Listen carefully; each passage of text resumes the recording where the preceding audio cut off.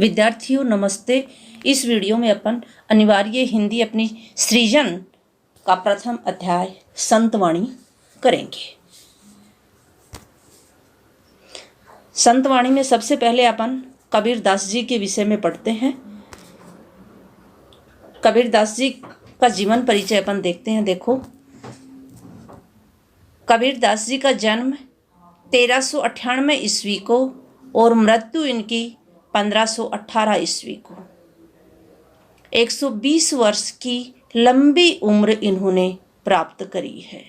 हिंदी साहित्य की ज्ञानाश्रयी शाखा के प्रतिनिधि कवि कबीर भक्ति काल के महान समाज सुधारक थे। तो कबीरदास जी ज्ञानाश्रयी शाखा के थे। उन्होंने समाज में व्याप्त छुआछूत, धार्मिक आडंबर, छुआछूत जो अछूत होते हैं, यानी इसको छुआ नहीं जाना है, इसको छूना है, वो छुआछूत होता है, तो इसको मिटाया। धार्मिक आडंबर, धर्म के नाम पर जो दिखावा किया जाता है वह है। ऊंच नीच, ये छोटा है, ये बड़ा है, ये बुराई। बहुदेववाद, हिंदू धर्म में बहुत सारे देवों की पूजा की जाती है। इन सब का कड़ा विरोध किया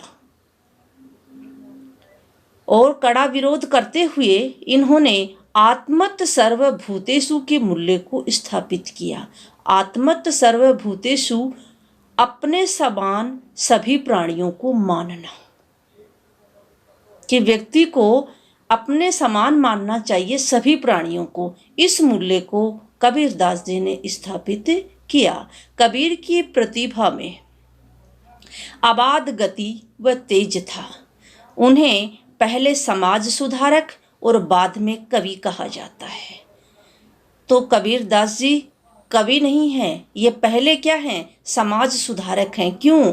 क्योंकि समाज में फैली हुई बहुत सी बुराइयां, जिनमें छुआछूत, धार्मिक आडंबर, ऊंच नीच की भावना, बहुदेववाद, इन सब का इन्होंने विरोध किया और विरोध करने के साथ साथ इन्हें दूर करने का भरसक प्रयास इन्होंने किया। इसलिए ये कवि से पहले समाज सुधारक हैं।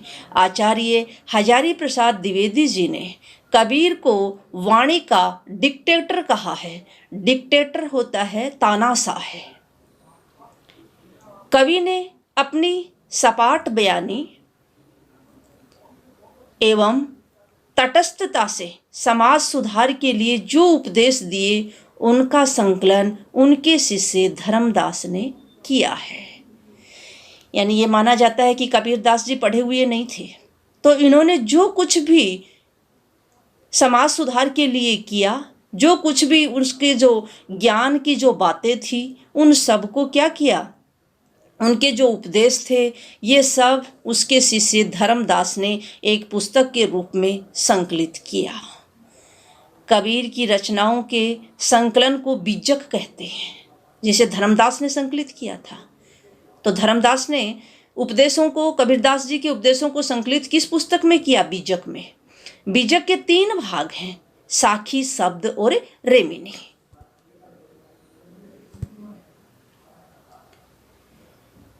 संत काव्य परंपरा में उनका काव्य हिंदी साहित्य की अमूल्य निधि है।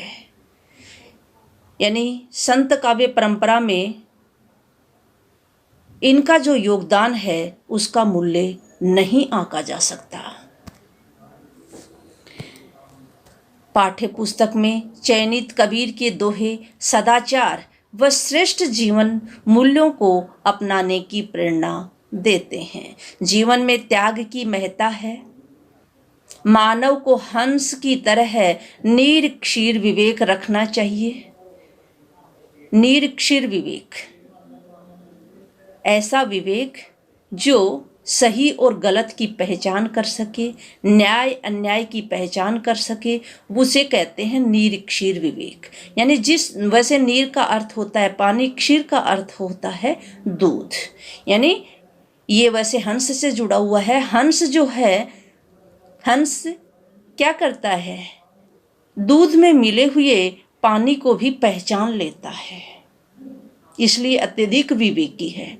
तो मनुष्य को भी क्या है, हंस के समान ही अत्यधिक विवेकी ज्ञानी होना चाहिए। अभिमान त्यागने में सार है। व्यक्ति को घमंड नहीं करना चाहिए। साधु की पहचान जाति से नहीं उसकी ज्ञान से होती है। सत्संगति सार्थक होती है। दुराशा सर्पिणी के समान घातक होती है। बुरी आशा सर्पिणी के समान क्या होती है, घातक होती है, नष्ट करने वाली होती है।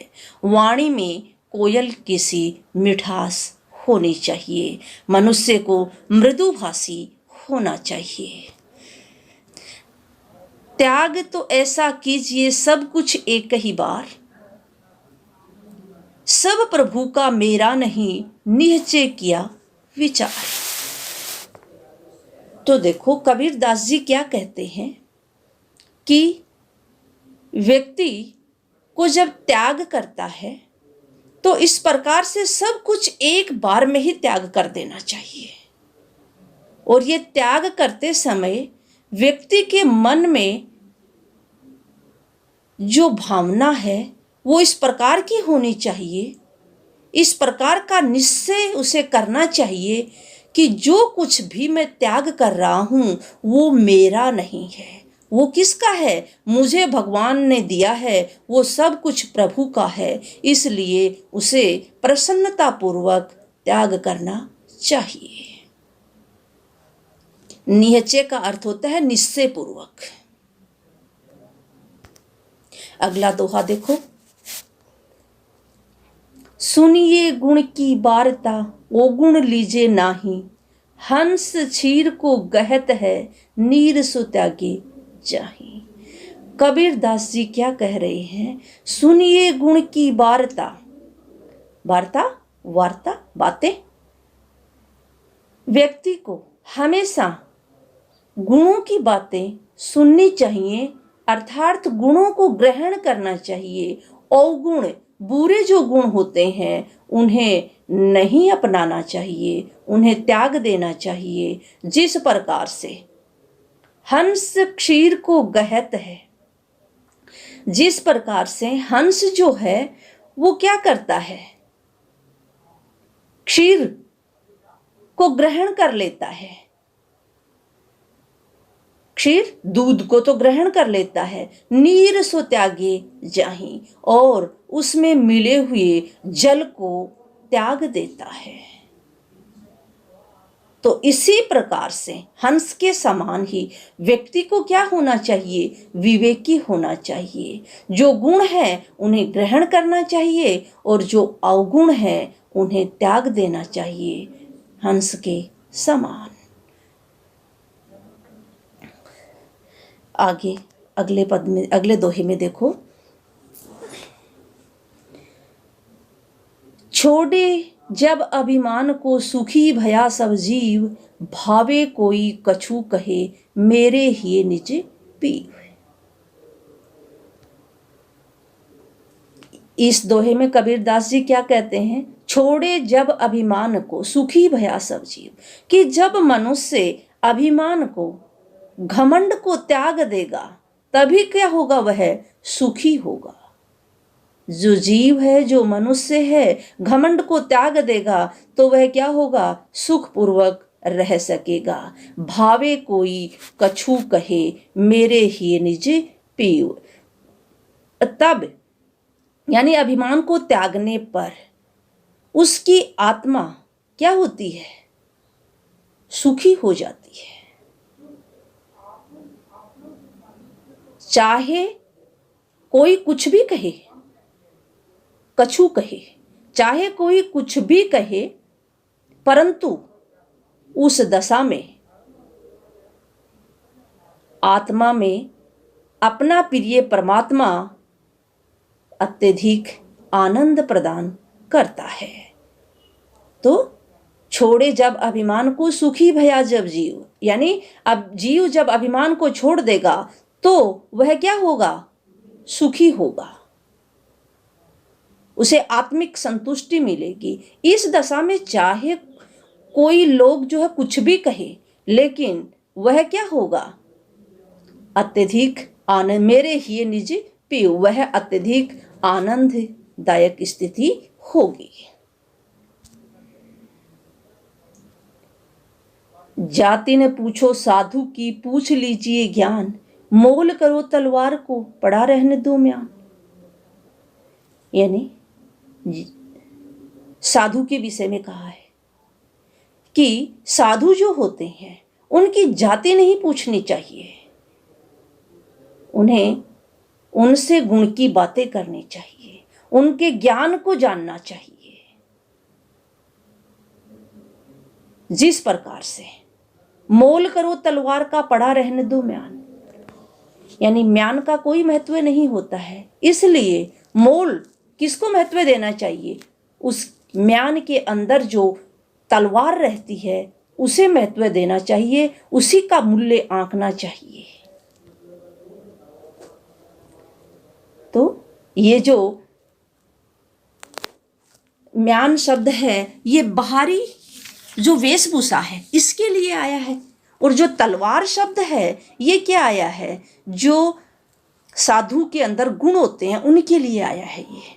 तो व्यक्ति को साधु की जो जाति है, जो बाह्य जो दिखावा है, उसको पूछने की आवश्यकता नहीं है। उसके लिए क्या करना है? उनसे ज्ञान की बातें पूछनी है, उसके ज्ञान को जानना है। जिस प्रकार से म्यान का कोई महत्व नहीं होता है, उसके अंदर म्यान में रहने वाली जो तलवार है वो महत्वपूर्ण होती है। तो व्यक्ति को म्यान का मूल्य न करने के बजाय तलवार का मूल्य करना चाहिए।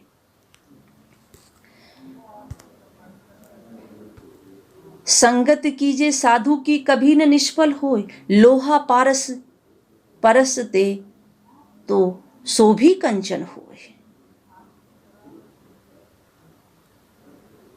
तो साधु क्या कह रहे हैं कबीरदास जी? कबीरदास जी कह रहे हैं कि संगति किससे करनी चाहिए? साधु से। साधु जो होते हैं, संत जो होते हैं, उनसे व्यक्ति को संगति करनी चाहिए। साधुओं की संगति कभी भी निष्फल नहीं होती। जिस प्रकार से लोहा पारस परसते, लोहा जो है वो पारस के स्पर्श से, परस से स्पर्श से, लोहा पारस के स्पर्श से कंचन हो जाता है, सोना हो जाता है। उसी प्रकार से व्यक्ति जो होते हैं वो सज्जनों की संगति करने पर वो भी क्या हो जाते हैं? कंचन के समान, सोने के समान मूल्यवान हो जाते हैं। तो यहाँ पे दृष्टांत अलंकार दिया है, लोहा पारस परते सो भी कंचन हो, इसमें दृष्टांत अलंकार है। मारिए आशा सांपिनी, जिन डसिया संसार, ताकि औसद तोस है, ये गुरु मंत्र विचार। कबीरदास जी क्या कह रहे हैं? यहाँ पे कबीरदास जी कह रहे हैं कि जिससे सारा संसार सभी लोगों को व्यथित कर रखा है, बेचैन कर रखा है, दुरासा रूपी सर्पिणी ने पूरे संसार को डस रखा है, उसे उस दुरासा रूपी जो सर्पिणी है उसे सर्वदा के लिए छोड़ देना चाहिए। और इसकी दवा जो है वो है संतोष। इस श्रेष्ठ मंत्र पर विचार करके दुरासा को समाप्त करना चाहिए। श्रेष्ठ मंत्र क्या है? व्यक्ति को संतोष अपना करके और दुरासा का अंत करना चाहिए। ये गुरु मंत्र है, इसके ऊपर विचार करके और दुरासा को समाप्त कर देना चाहिए। आशा सांपिनी रूपक अलंकार है, आशा रूपी सर्पिणी यहाँ पे कौन सा है? रूपक अलंकार है। मैंने पढ़ाया था पहले, रूपक कहाँ पे होता है? जहाँ पर उपमेय पर उपमान का आरोप किया जाता है, वहाँ पे रूपक अलंकार होता है। अगला दोहा देखो, कागा काको धन हरे, कोयल काको देत, मीठा शब्द सुनाए के, जग अपनों करि लेत।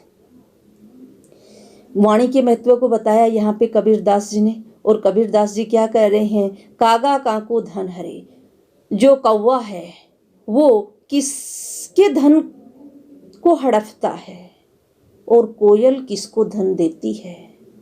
किसी को नहीं देती, लेकिन दोनों की वाणी में अंतर है। मीठा शब्द सुनाई के जग अपनों कर लेत। कौवे की जो कर्कश वाणी है वह क्या है, उसे तिरस्कृत करती है, जबकि कोयल जो है वो किसी को धन नहीं देती है, लेकिन फिर भी अपनी मीठी वाणी से सब या पूरे संसार को अपने वश में कर लेती है। तो कोयल के समान ही व्यक्ति को भी क्या होना चाहिए, मृदुभाषी होना चाहिए, मीठे वचन बोलना चाहिए। यहाँ पर भी देखो इस दोहे में कागा कांको, कोयल कांको, इस शब्दों में क्या है, अनुप्रास अलंकार है। धन्यवाद विद्यार्थियों, आज इस वीडियो में इतना ही।